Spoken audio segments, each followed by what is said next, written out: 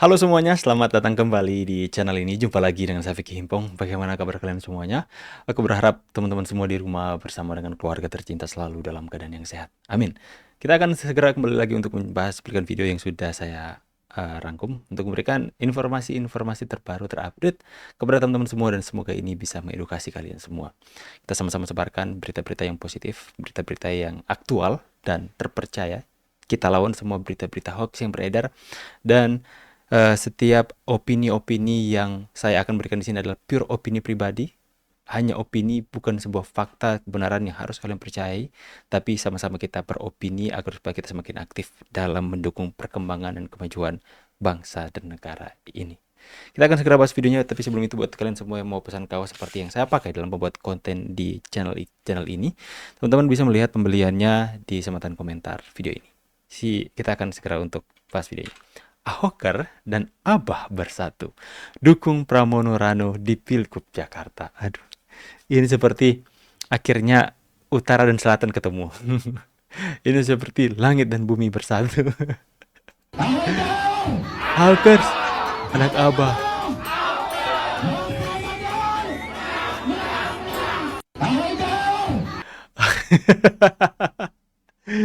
Ahokers, anak Abah. Anak Abah. Ahokers gimana ceritanya ya?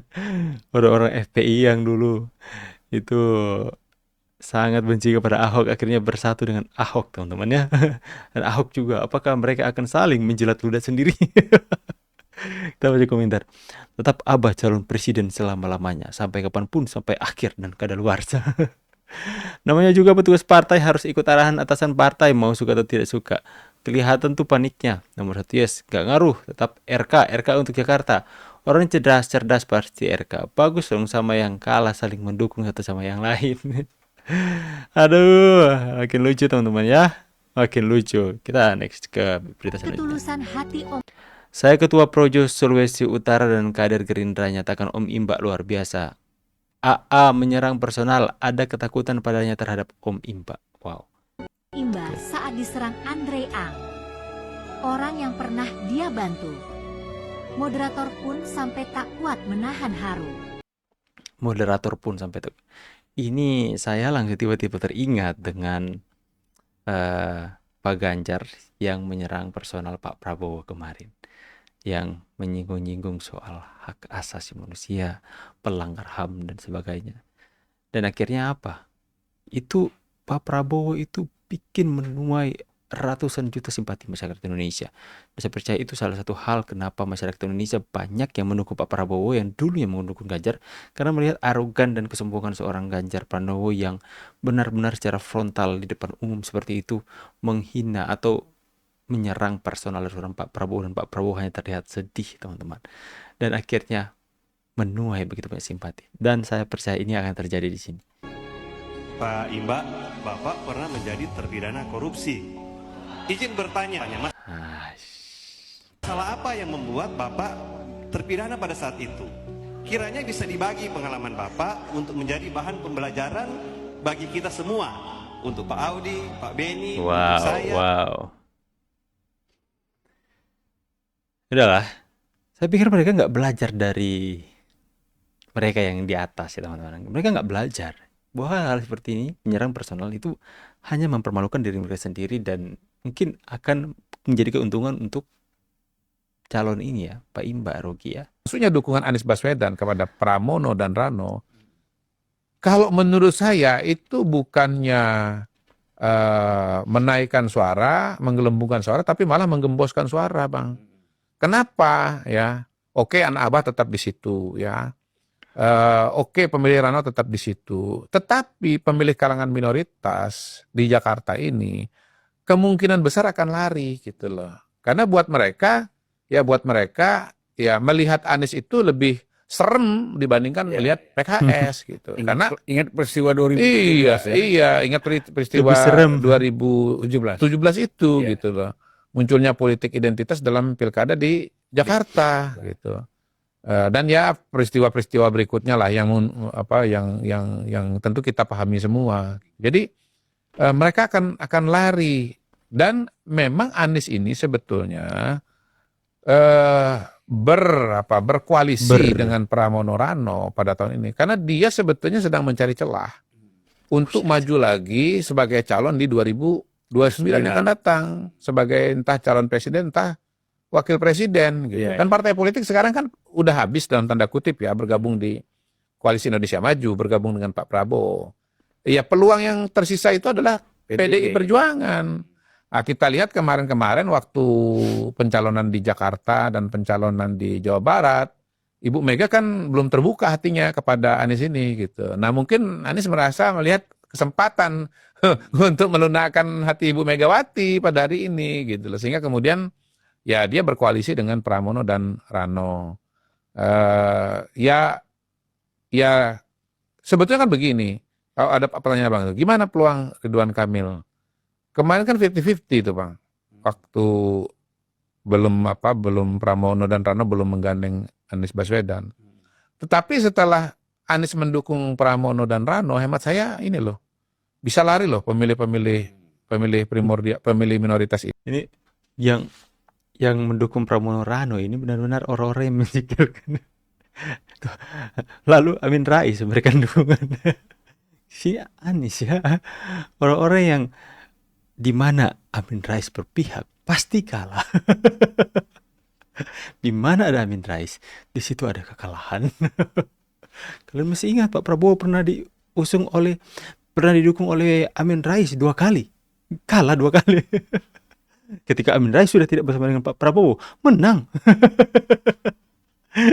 Kalau kalian ingin salah satu calon itu kalah, saya mungkin saja ini Amin Rais diutus oleh dari Ridwan Kamil dan tim untuk Pak kamu gabung saja. Karena saya tahu kalau kamu membawa kekalahan.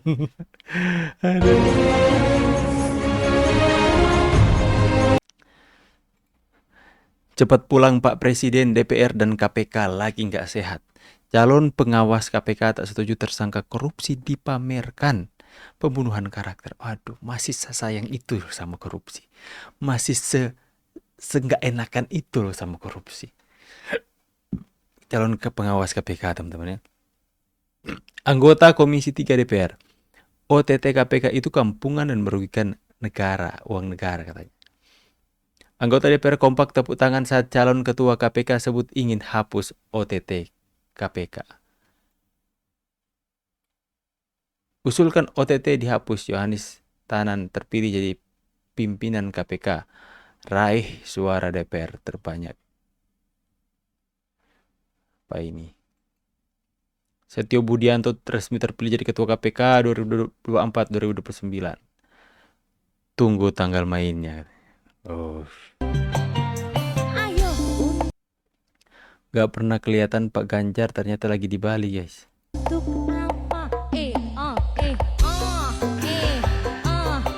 Mirip.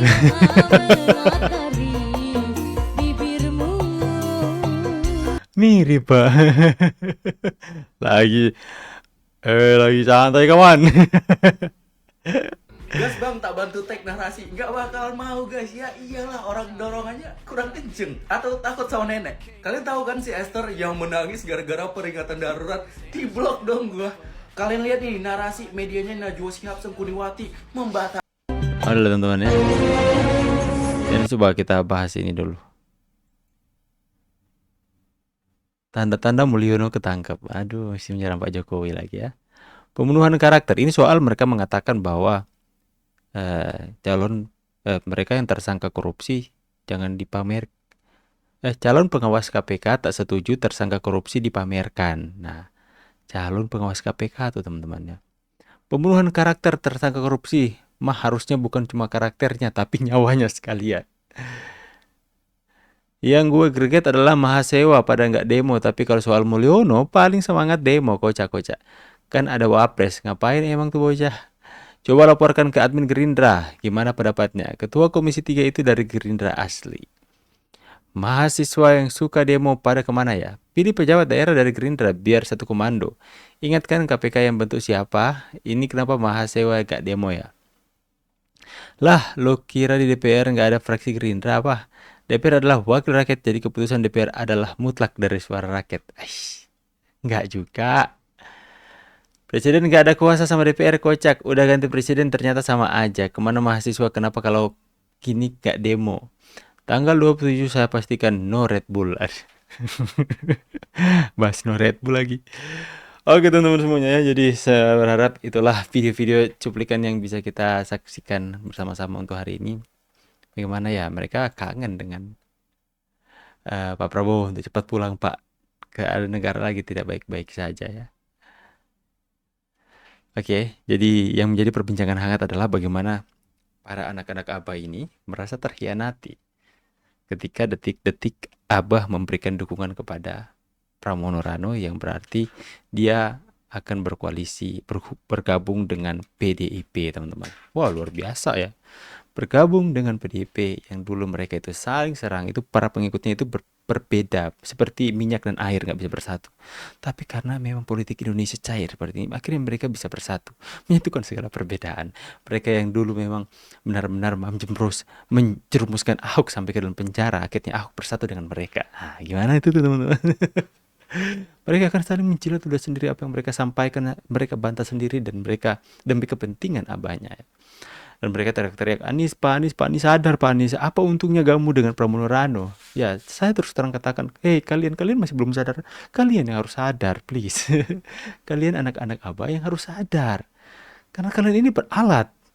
Kalian mengatakan sampai mengatakan Anies itu Imam Mahdi loh.